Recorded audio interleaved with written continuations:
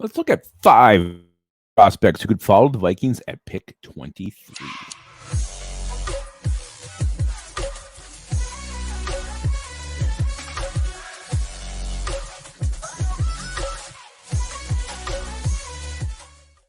Welcome back to Onebar and Lupagus Show. I am Lupagus, and the draft 2 weeks away, officially 2 weeks away. I'm going to talk about 1, 2, 3, 4, 5 prospects who could possibly fall to the Vikings at pick 23.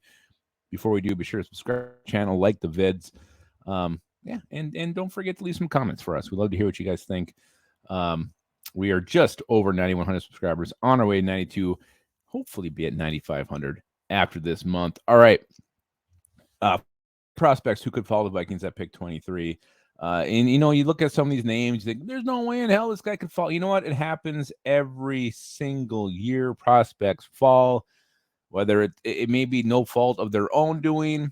It's just the way that sometimes the draft unfolds. So prospects always are available later than you think. And we're going to talk about 5 who could potentially fall to the Vikings at pick 23. Let's get this thing started. Let's start with the most obvious one. It's quarterback Will Levis. There's just so many red flags as the draft approaches that you hear about Will Levis. The weird character quirks, which I'm not that concerned about, but it's weird that he puts mayo in his coffee. It's weird that he eats a banana with the peel on. But you hear about these interviews where he's just coming off as arrogant and entitled. And I don't know, it's draft scuttlebutt. I'm not buying into any of that right now, but you already got concerns with the interception to touchdown ratio. I think it's almost like a 2-to-1 thing, and anybody who's gone on and been drafted in the first round, the bust rate is like almost 100% for those prospects. And Will Levis falls in that category. To me, that's very, very concerning. So all these things mixed together, all these concerns, the step down in production from 2021 to 2022 could send him down the board. And if the Vikings are sitting there at 23, I think you have to overlook a lot of those, and you got to pull the trigger and take them. I mean, he's got a strong arm. He can take off and run. He's got a lot of Josh Allen aspects to his game. If he makes the pick 23, it's pick 23. Why not take a chance that this guy pans out and becomes your future? But a lot of things to be worried about, which is why I think he may take a draft day tumble. Obviously, the Colts at 4, Titans at 11, 2 teams that you definitely got to watch. And then he has to get past. He's going to make it to 23. But if Will Levis fell, it wouldn't be that shocking on draft day. Let's go to one that would be shocking. Wide receiver Jackson Smith-Njigba. As this whole draft season has unfolded and, Combine, Senior Bowl, East-West Shrine, all these things have concluded, you kind of get a feel where players are going to go at least a little bit. And Jackson Smith-Njigba seems like he has earned himself to be the first wide receiver taken, and I think a lot of people expect him to go maybe 12 to the Houston Texans, especially if they get C.J. Stroud. Why not pair him with his college teammate in Jackson Smith-Njigba? But what if the Texans go a different route? What if they go quarterback at 2 and then maybe go an edge rusher or something at 12? And it seems like the Patriots have a big old hard-on for Zay Flowers, so maybe he goes as the first wide receiver. Maybe other teams looking for some different things. I mean, Jackson Smith-Njigba is not a burner. He's a very, very savvy route runner, very quick in short spaces, great hands, great competitor, fiery. Maybe he's not what every team wants, and maybe they rank these players differently. So there's a very slim chance that he just maybe falls down the board a little bit. And God, if he's sitting there at 23, the Vikings better jump all over that shit. He is the perfect number 2 to Justin Jefferson. What a compliment he would be. Those two with KJ Osborne, TJ Hawkinson, Vikings passing game would be set for a very, very long time. Let's go to another player. Let's go to cornerback. Let's go with Joey Porter Jr. I'm gonna be hoping he falls to 23. I don't think it's going to happen, but it's possible. It's possible. Again, NFL draft, anything can happen. So you look at 6, the Lions. I mean, Witherspoon, I think he's kind of emerged as the number 1 corner in this group. Christian Gonzalez is probably a close number 2. And you got Joey Porter Jr. as your 3. But there's so many teams that could use a corner. Lions, I mentioned. You look at Washington, the Chargers, Ravens could go corner. A ton of teams in front of the Vikings that could go the corner route. Packers could even go corner. Jets, there's just every team. So Joey Porter Jr., you look at it, He's got the pedigree. His dad was an NFL linebacker. He's grown up around the game. He knows football. He bleeds football. He secretes football. He urinates football. He's got the long ass arms, the good size frame. The production is not there. You don't see any. Look at his stats. You're like, oh god. But a college cornerback, if he doesn't have a lot of stats, that's usually a good sign. It means teams are not throwing the ball at him because they know he's so damn good. They're not going to complete that pass anyway, so they're staying away from him. So that doesn't concern me as much. But it just may be a fact where teams go a different route, whether it's taking different position, like I said with Jackson Smith and Jigba, or maybe these players.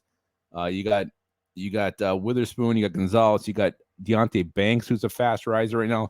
If they can jump Joey Porter, if they go off the board first, I mean, fourth cornerback, pick 23, that could happen. And if Joey Porter Jr. is that guy, oh man, the Vikings should jump all over that. He would be fantastic to have here in purple. I'd be so damn excited. Let's move on to another one. A position that I think isn't, top of the Vikings needs, but a 3-4 team is always looking for ways to rush the passer, looking for an edge help. And Miles Murphy from Clemson, he's probably going to go in the top 15, but there's a potential there he could slide. And maybe even all the way down to 23. And you look at what the Vikings depth chart here is Darius Smith. We don't know what's going to happen there. Marcus Davenport, 1-year deal. DJ Wanham is going to be a free agent at the end of the season. So right now, position looks pretty well stacked. But if a few certain dominoes fall some ways, it could be a need. So Miles Murphy, if he somehow makes it to the Vikings, they definitely have to think about pulling the trigger. Why would he fall there? Well, there's the other edge rushers in this draft. You got, Will Anderson's probably coming off the board first. Tyree Wilson, Nolan Smith, Lucas Van Ness, Will McDonald's a guy who's been all over the boards. He could go very early. He may fall into round 2. There's just other players that teams possibly could prefer instead of Miles Murphy. Again, nothing he did wrong, but maybe just the team goes a different direction because there's very, very good edge rushers in this draft. And for whatever reason, maybe they prefer one of these other guys. Maybe they think they fit their scheme better. But Miles Murphy, 18.5 career sacks in college, 36 tackles for a loss. How could you not want this guy if he's sitting there at 23? Miles Murphy, again, chances he's there, very slim. But if he's there, the Vikings have to think about it. Absolutely have to think about it. And they also have to think about Jalen Carter if he falls down the board. And, if he took a huge slide, it wouldn't be that surprising considering the shit as he's gone through since January. You win the national championship, then you leave the combine to go get arrested. You have your pro day where you can't even finish it because you're out of shape, you're sweating, you cannot breathe. You have to take a breather and you say, I'm done. And then, you got these GMs coming out, and Rick Spielman came out and said, you watch tape on Jalen Carter, he takes plays off. It's very, very clear. He just doesn't go 100% every single play. But if you can motivate this guy, get him to play his potential every single down, he is probably arguably the best player in this draft. He can have a game-changing kind of impact for a team that does take him. So while it's widely expected he still goes in the top 10, teams may just – there's rumors that they're already taking him off boards. The Raiders supposedly took him off their board.